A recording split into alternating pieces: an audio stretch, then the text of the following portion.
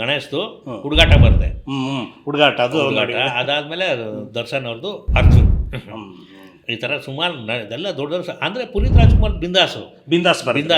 ಬಿಂದಾಸ್ಗೆ ರಾಘಣ್ಣನೇ ಸಾಯಿ ಕೈಲೇ ಬರ್ಸಿ ಅಂತ ಅನ್ಬಿಟ್ಟು ಕರ್ಸಿರೋದು.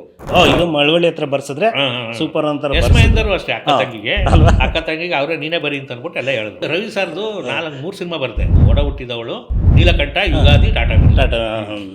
ಅಲ್ಲಿ ಫೋನ್ ಬಂತು ಕೇರಳಗೆ, ಏನಣ್ಣ ಅಂತಂದ್ಬಿಟ್ಟಂದ್ರೆ ಈ ಥರ ರವಿ ಸರ್ ಅವರು ನಿನ್ನೆ ಕರೀತಾವ್ರೆ, ನೀನೇ ಬಂದು ಬರ್ಬೇಕಂತ. ಯಾವ ಬತ್ತಿಯಪ್ಪ ಅಂತಂದ್ರು. ಇಲ್ಲ ನಾನು ಕೇಳ್ಬಿಟ್ಟು ಹೇಳ್ತೀನಣ್ಣ, ಬಂದ್ಬಿಡು ಬೇಗ ಅಷ್ಟೇ ಅಂತ ಅಂದ್ಬಿಟ್ಟು ಅಂದರು. ನಾನು ಡೈರೆಕ್ಟಾಗಿ ಹೇಳಿದೆ ಪ್ರೇಮ ಅವ್ರಿಗೆ, ಈ ಥರ ರವಿ ಸರ್ ಕರೀತಾ ಇದ್ದಾರೆ ಸರ್, ನನ್ನ ಕನಸು ಅದು ಎಲ್ಲರ ಕನಸು ಇರುತ್ತಲ್ಲ ರವಿ ಸರ್ ಹತ್ರ ಕೆಲಸ ಮಾಡಬೇಕು ಅಂತ. ಹಂಗಂತ ತಕ್ಷಣ ಅವ್ರು ಅಂದರು, ಮತ್ತೆ ಈ ಸಿನಿಮಾ ಹೆಂಗೆ ಮಾಡ್ತೀವಿ, ಕನ್ನಡದ ಭಾಷೆ ಹಿಡಿದಾಗ ತುಂಬ ಚೆನ್ನಾಗಿದೆ ನಿನಗೆ ಅಂತ ಅಂದ್ಬಿಟ್ಟು ಒಂದು ಚೆಕ್ ಕೊಟ್ಟರು. ಕೊಡ್ತಾ ಹೇಳಿದ್ರು ಅವರು, ಇದು ಕೆ ಮಂಜು ಅವ್ರದ್ದಲ್ಲ, ನಾನು ಈಶ್ವರಿ ಸಂಸ್ಥೆಯಿಂದ ಕೊಡ್ತಾ ಇರೋದು ಅಂತ. 2 ಗಂಟೆಗೆ ಸರಿ ಮನೆಗೆ ಹೊರಡ್ತೀರಾ, ಬೆಳಿಗ್ಗೆ ಒಂದು 5 ಗಂಟೆಗೆ ಬಂದ್ಬಿಡ್ತೀರಾ ಅಂತ. ಸರ್ ನಾನು ಬೆಳಿಗ್ಗೆ 10 ಗಂಟೆಗೆ ಹೋದರೆ ಆಲ್ರೆಡಿ ಹೆಂಗಿರೋರು ಅಂತಂದರೆ ಇನ್ನೊಂದು 2-3 ಟೂನ್ ಹಾಕ್ಬಿಟ್ರೆ ರೆಡಿ ಇರೋರು ಸರ್ ಸೀನ್. ಸರ್ ನಾನು ಕ್ರಾಂತಿ ಗೊತ್ತಾಗಲಿಲ್ವಾ ಸರ್ ಅಂತದ್ದು. ಯಾರು ಗೊತ್ತಾಗ್ತಿಲ್ಲ ಹೇಳಿ ಅಂತಂದೆ. ಸರ್ ಮುನಿಯ ನೆನೆಸ್ಕೊಳ್ಳಿ ಸರ್, ನಿಮ್ಮನ್ನೇ ಸರ್ ನಾನು ಪಿಕಪ್ ಮಾಡಕ್ಕೆ ಬರ್ತಾ ಇದ್ದು ಬೈಕಲ್ಲಿ. ನಂದು ಈ ಥರ ಒಂದು ಸಬ್ಜೆಕ್ಟ್ ಇದೆ ಸರ್, ಡೈರೆಕ್ಷನ್ ಮಾಡ್ಬೇಕು, ಮಾಡ್ತೀರಾ ನೀವು? ಮಾಡ್ತೀನಿ ಬನ್ನಿ ಅಂತ. ಅದೃಷ್ಟಗಳು ಅಂತ ಅನ್ನೋದು ಹೆಂಗಿದೆ ಅಂದರೆ, ನನ್ನ ಪಿಕಪ್ಪು ಮಾಡೋಕ್ಕೆ ಬರ್ತಿದ್ದಂಥ ವ್ಯಕ್ತಿ ಹೀರೋ ಕಮ್ ಪ್ರೊಡ್ಯೂಸರ್. ಖುಷಿ ಅಲ್ವಾ ಸರ್? ಖಂಡಿತ ಖುಷಿ. ಎಲ್ಲ ಎಷ್ಟು ಪರಿಶ್ರಮ ಪಡಿರ್ತಾರೆ, ಎಷ್ಟೆಲ್ಲ ಸೈಕಲ್ ತುಳಿದಿರ್ತಾರೆ ಅನ್ನೋದನ್ನ ನಾವು ಯೋಚನೆ ಮಾಡ್ಬೋದು. ಮಳವಳ್ಳಿ ಸಾಯಿ ಕೃಷ್ಣ ಸುಮಾರು ಜನ ನೋಡಿರಲ್ಲ, ಫೇಸ್ ನೋಡಿರಲ್ಲ. ಜೋಗಿ ರೈಟರ್ ಅನ್ನೋದು ಮಾತ್ರ ಗುರ್ತಿಡ್ತಾರಲ್ಲ, ಅದು ನನಗೆ ಖುಷಿ. ಆಕ್ಚುಲಿ ತೆರೆ ಮೇಲೆ ಬಂದು ಗುರ್ಸೋದು ಬೇರೆ, ತೆರೆಯಿಂದ ಅವ್ರನ್ನ ಗುರ್ಸೋದು ಬೇರೆ ಅಲ್ವಾ. ಪಬ್ಲಿಕ್ ಎಲ್ಲ ಆಲ್ಮೋಸ್ಟ್ ನಿಮ್ಗೆ ಗುರ್ಸೋದು ಜೋಗಿ ರೈಟರ್ ಅಂತ ಗುರುತಿಸ್ತಾರೆ. ಆ ರೇಂಜ್ಗೆ ನೀವು ಸಂಭಾಷಣೆ ಇದ್ಬಿಡಿ ಅದು ಸಿನಿಮಾ.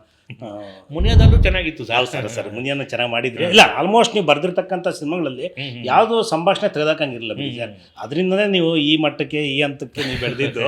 ಎಲ್ಲ ದೇವರ ಆಶೀರ್ವಾದ, ನಮ್ಮ ಅಪ್ಪ ಅಮ್ಮನ ಆಶೀರ್ವಾದ. ಆಮೇಲೆ ಎಲ್ಲರ ಜೊತೆಗೆ ನನ್ನ ಡೈರೆಕ್ಟರ್ಗಳು, ಎಲ್ಲ ಡೈರೆಕ್ಟರ್ಗಳು ಸಪೋರ್ಟ್ ಮಾಡೋರಲ್ಲ, ನಿಮ್ಮಂತ ಡೈರೆಕ್ಟರ್ಗಳು.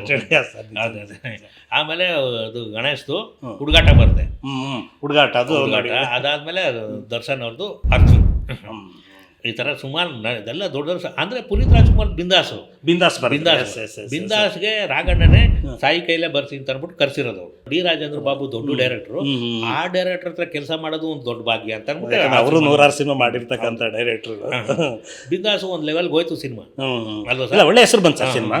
ಅಲ್ಲ ಆಲ್ಮೋಸ್ಟ್ ನಿಮಗೆ ಒಳ್ಳೊಳ್ಳೆ ಡೈರೆಕ್ಟರ್ ಸಿಕ್ತು ಸರ್. ಒಳ್ಳೆ ಡೈರೆಕ್ಟರ್ ಕರೆಸ್ಬಿಟ್ಟು ನಿಮ್ಗೆ ಕೆಲಸ ಕೊಟ್ಟರು ಅಂದ್ರೆ ನಿಮ್ಮಲ್ಲಿ ಇರ್ತಕ್ಕಂಥ ಒಂದು ಪ್ರೊಟೆಕ್ಷನ್ ಇತ್ತಲ್ವಾ, ಅದು ಅವ್ರಿಗೆ ಚೆನ್ನಾಗಿ ಇಷ್ಟ ಆಯ್ತು. ಇದು ಮಳವಳ್ಳಿ ಹತ್ರ ಬರ್ಸಿದ್ರೆ ಸೂಪರ್ ಅಂತ. ಯಶ್ಮಹೇಂದರು ಅಷ್ಟೇ, ಅಕ್ಕ ತಂಗಿಗೆ ಅವರೇ ನೀನೇ ಬರಿ ಅಂತ ಅನ್ಬಿಟ್ಟು ಎಲ್ಲ ಹೇಳಿದ್ರು. ರವಿಚಂದ್ರನ್ ಸರ್, ರವಿ ಸರ್ದು 3 ಸಿನಿಮಾ ಬರುತ್ತೆ.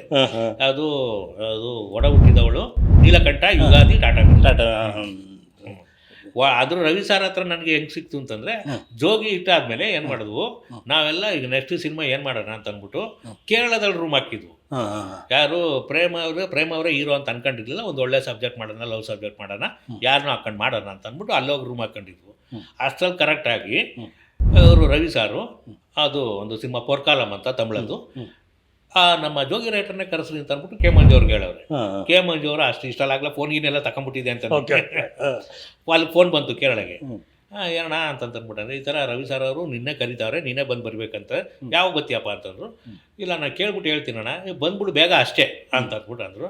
ಆಮೇಲೆ ನಾನು ಡೈರೆಕ್ಟಾಗಿ ಇನ್ನೇನು ಮಾಡೋದು ಅಂತ ಅಂದ್ಬಿಟ್ಟು ರವಿಚಂದ್ರನ್ನು ಫೋನ್ ಮಾಡಿ ನಾನು ಕರೀತಾವ್ರಿ ಅಂತಂದರೆ ನಾನು ಕೆಲಸ ಮಾಡಲೇಬೇಕು.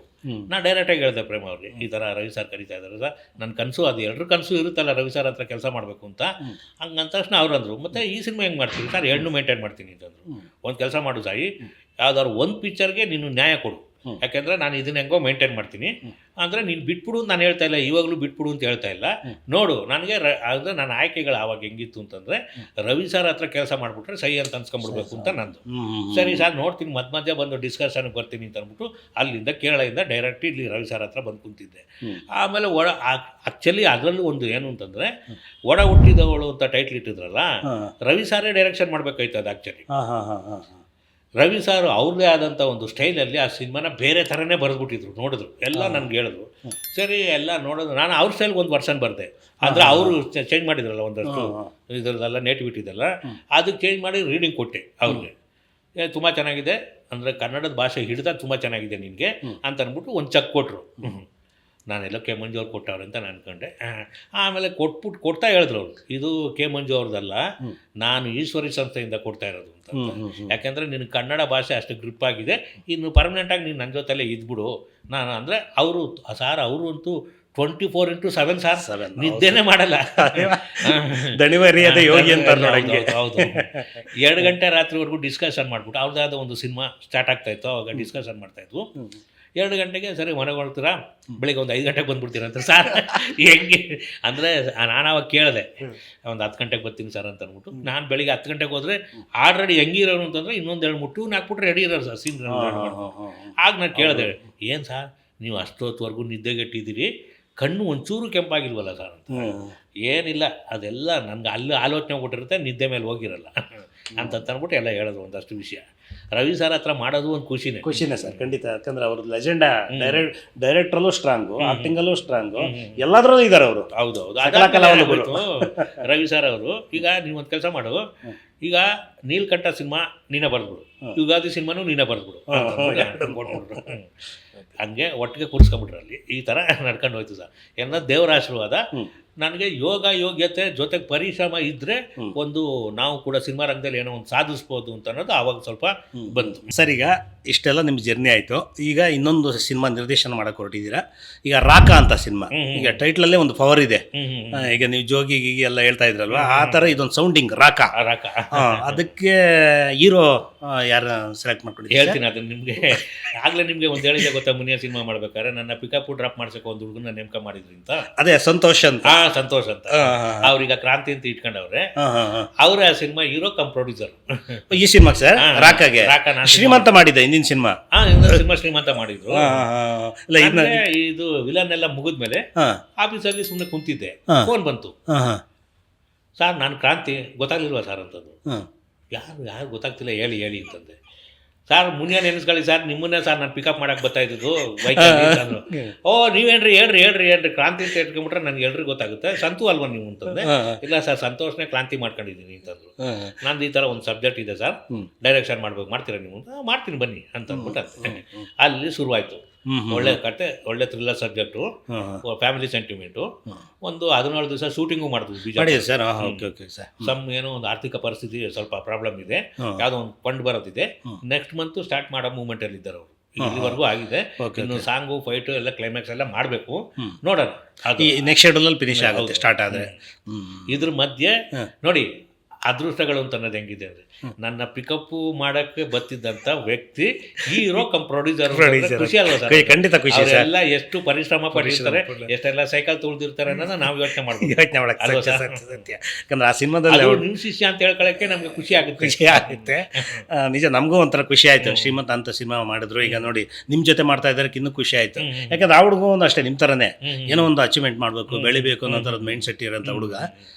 ಖುಷಿ ಆಯ್ತು ಸರ್ ಈ ಸಿನಿಮಾದು ವರ್ಕ್ ಮಾಡ್ತಿರೋದು. ನೆಕ್ಸ್ಟ್ ಸರ್ ಬೇರೆ ಹೊಸದಾಗಿ ಬರಿತಾ ಇದ್ರಿ ಸರ್?